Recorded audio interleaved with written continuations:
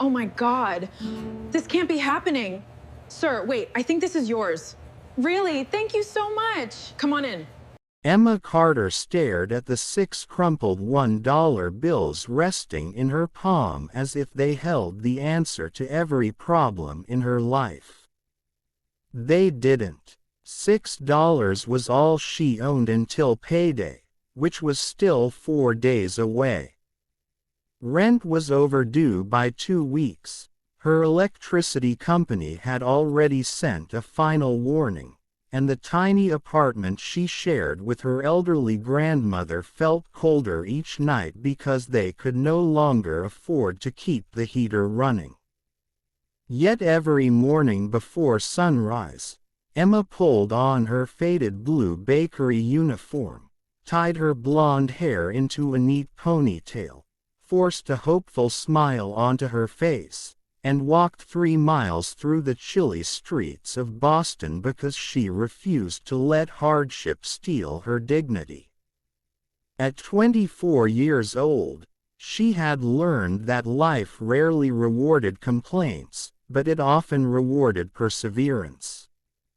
The Sweet Crust Bakery sat on a quiet corner where the smell of warm cinnamon rolls drifted through the neighborhood before dawn.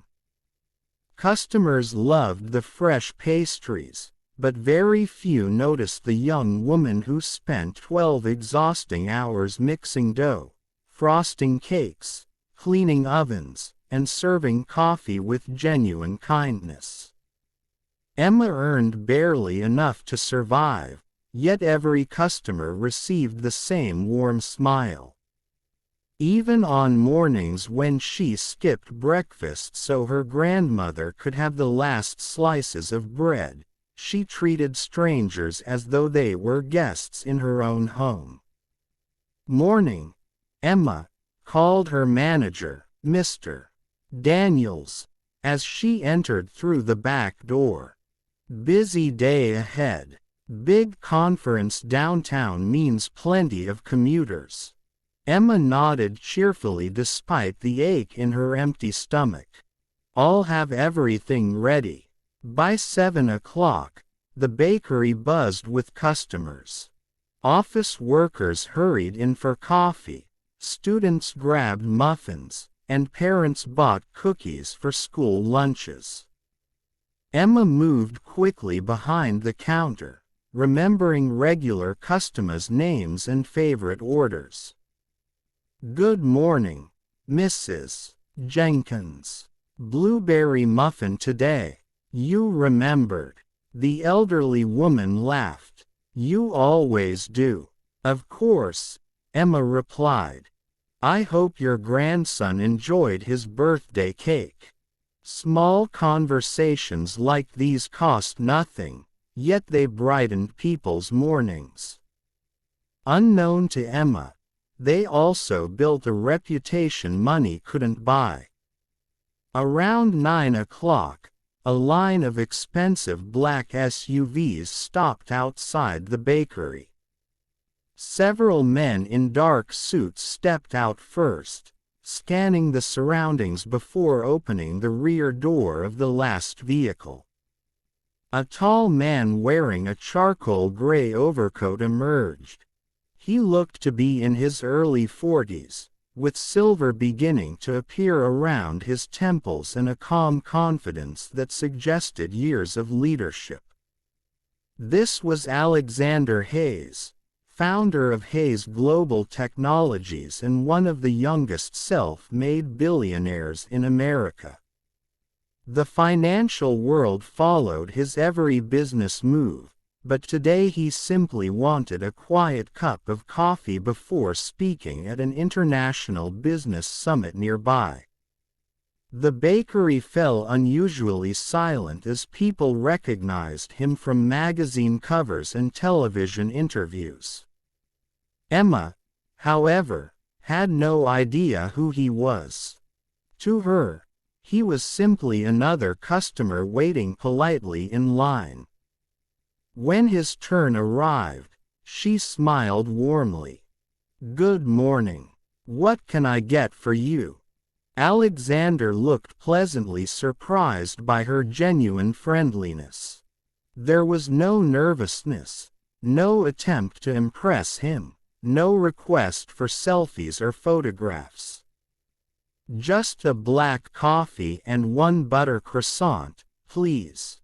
Fresh out of the oven, Emma said proudly. I think you'll like it.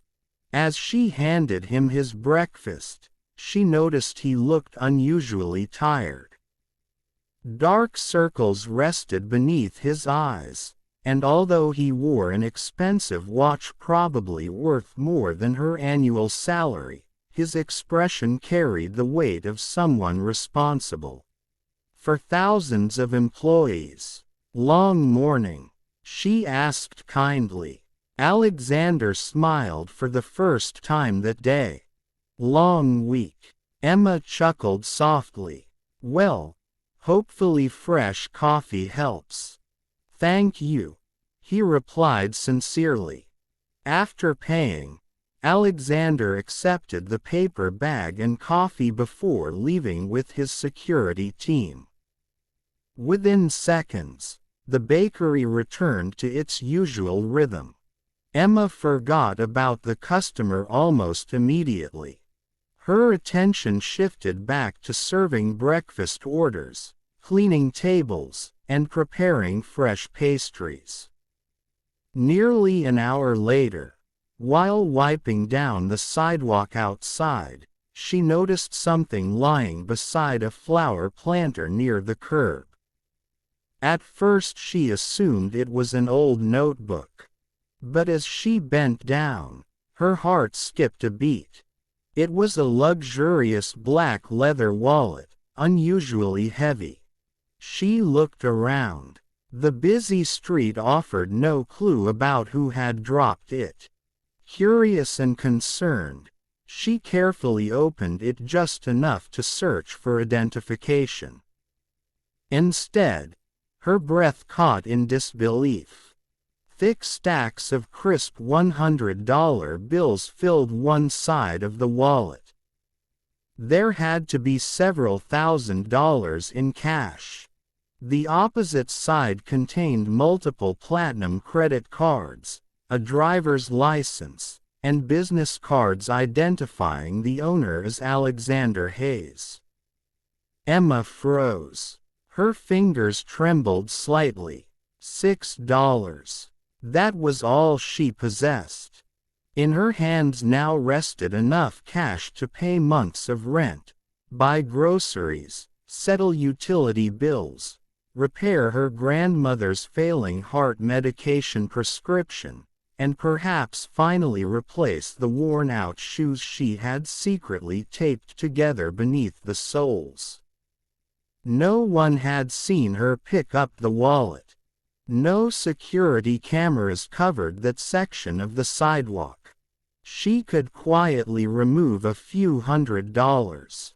Alexander Hayes would probably never notice. After all, billionaires didn't count every bill in their wallets. The thought lingered for only a moment before another memory surfaced. Her late mother's words. Character is revealed when nobody is watching. Emma slowly closed the wallet. Tears unexpectedly filled her eyes as she whispered to herself, doing the right thing doesn't become easier just because life becomes harder. She walked back inside and showed the wallet to Mr. Daniels. His eyes widened. Good heavens! That's enough cash to buy this bakery twice. Emma nodded. The driver's license says Alexander Hayes. I think he was here earlier. Mr. Daniels immediately searched online for the conference venue where Alexander was scheduled to speak. It was only 5 blocks away. Go, he said. I'll cover your shift. Return it before someone else realizes it's missing. Subscribe to my channel. Emma thanked him, placed the wallet safely inside her backpack, and hurried into the crowded streets. She had no idea that this simple act of honesty was about to change not only her own life, but also the life of one of the richest men in America.